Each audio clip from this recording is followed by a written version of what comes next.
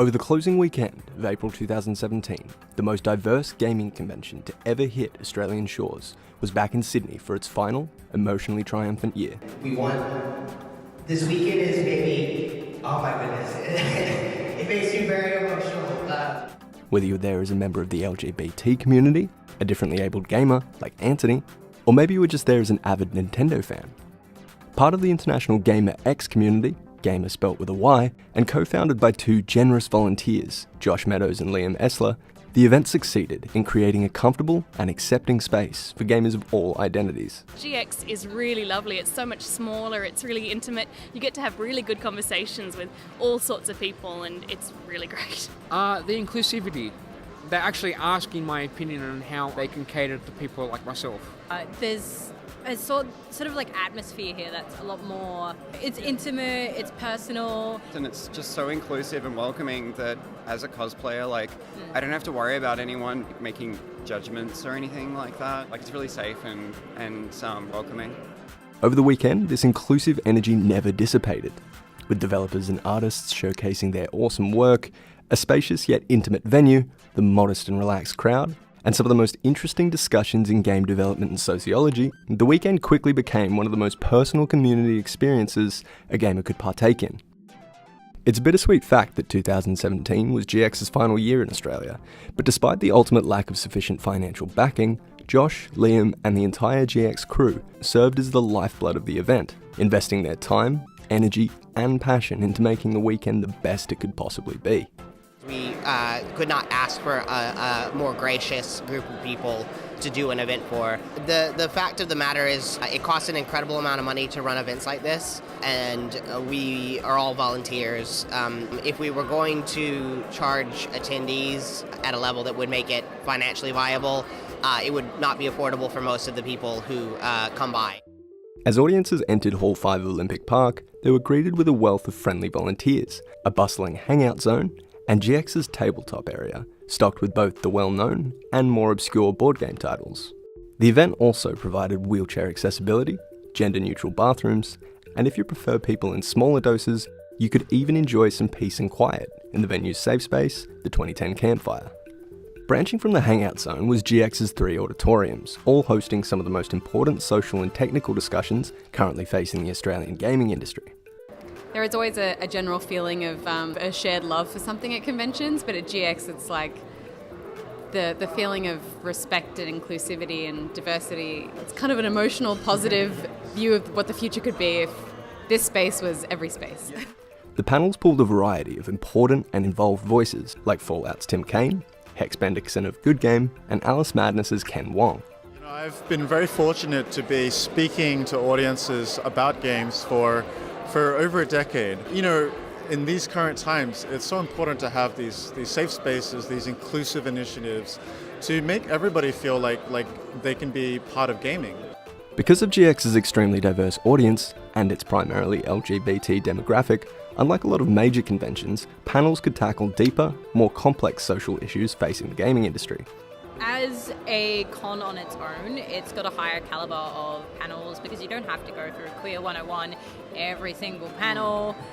Instead, you could catch panels like Destroying Tropes and Stereotypes in Games, Fan Culture and Communities, and Why a Customizable Character Isn't Diversity. But a gaming convention would be nothing without the games themselves, and in that department, GX was not found wanting.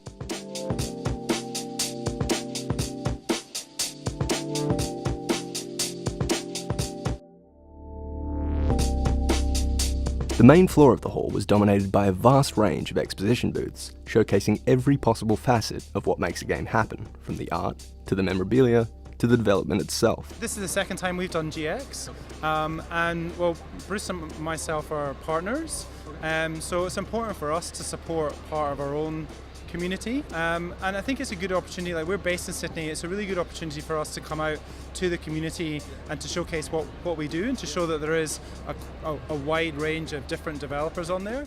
GX's modestly sized audience also meant that there was less focus on dealing with crowds, leaving more one-on-one time with members of the creative process. This also meant that developers were allowed in-the-flesh responses to their games, with ample time to discuss feedback. It's really easy to grab people and talk to them, and for them to come up and talk to you, and you don't feel overwhelmed and rushed like you do at some of the bigger shows, which is really nice. And I think it's really, really valuable for the community as well to have this event. The two virtual reality projects on show also offered great insight into gaming's complex new medium.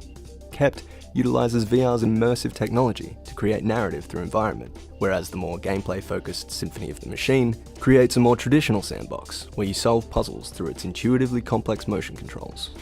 The two games represent completely different approaches to VR, but both managed to showcase just how far the medium has already come. GX boasted a host of terrific industry support, all of which contributed to the weekend's success. But the sudden arrival of Nintendo as the primary sponsor just weeks before opening day marked the entrance of the event's unexpected guest of honor. Not only could attendees demo their new console, the Switch, and a slew of its hilarious and breathtaking new games, but as debatably the biggest and most renowned company in gaming history, Nintendo's presence alone engendered gracious support of GX's inclusive environment. Being yourself couldn't have possibly been more encouraged this year, but it was by no means a rule. If you wanted to come be Ash Ketchum, Tracer, a Demon Hunter, or 2B for a day, you could. On Sunday, cosplayers were also treated to an awesome Q&A panel with some of the biggest names in Australian cosplay, Vera Chimera, Variable, and Miyukiko.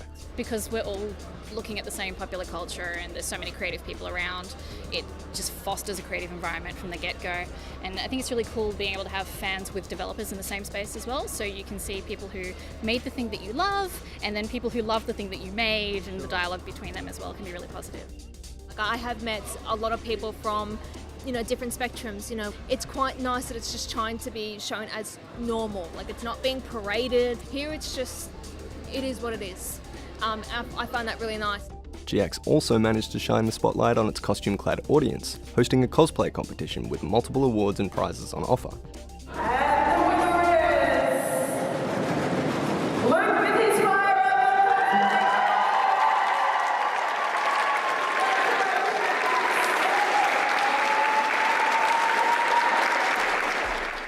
Though, whether you came covered in plate armor, just broke out of a secret scientific facility, or just dressed for comfort, for certain attendees, the weekend's simple guarantee of a no-judgment environment was all the reason to come. For some, it was the first time they were ever able to feel this accepted, and at the end of the weekend, GX's inclusive energy culminated during the stirring closing ceremony. Joshua and I put the space here, and you filled it. You filled it with your love, with your friendship, with your acceptance, and your insight. And that didn't come from us, and that didn't come from this space. It came from you. And everything that you've experienced in this event, it's all of you. Josh and Liam delivered their final speeches as the showrunners. Sponsors were thanked, and game dev Rami Ismail delivered a sweeping keynote about the notions of diversity. But at the end of it all, when the guys humbly handed the microphone over to the audience, encouraging anyone and everyone to share their thoughts, what followed managed to perfectly illustrate exactly why events like GX need to exist. This might be done, but this is not. This is not. This continues. This pushes forward. This fights. And yeah, like what do you say after this weekend, right? Thank you. Thank you. Matthew Waite, Gamers Classified.